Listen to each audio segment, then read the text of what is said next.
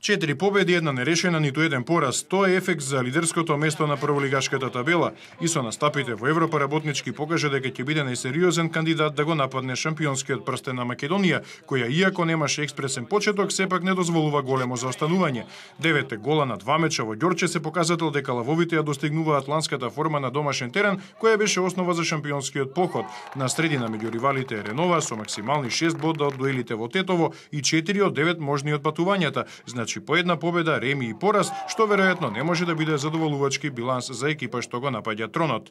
Од Вардар, од победи од Милано, тешко дека можеше да се очекува повеќе во услови на разнишена клубска структура, но затоа пак се уште енигма е Металург. Тимот има стабилни финанси, трофеен тренер, квалитетни играчи, недостасува најважното – победи и бодови. 4 нерешени во 5 средби со еден пораз се доволни не за скромната, туку за 10-тата позиција во автокоманда депримирачка.